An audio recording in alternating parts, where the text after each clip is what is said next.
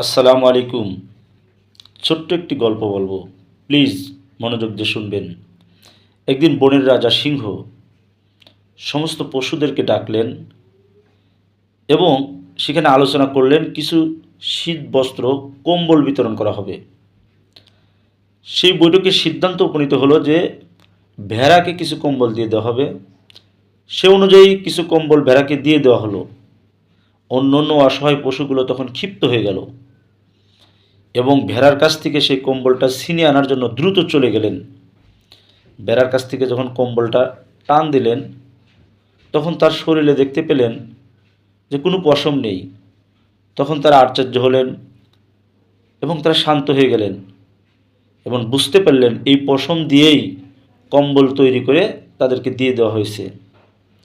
যারা আমার এই ভিডিওটা দেখলেন, শুনলেন, তাদেরকে অসংখ্য ধন্যবাদ এবং এর থেকে কী শিক্ষা অর্জন করলেন দয়া করে কমেন্টস করে জানাবেন। আল্লাহ হাফেজ।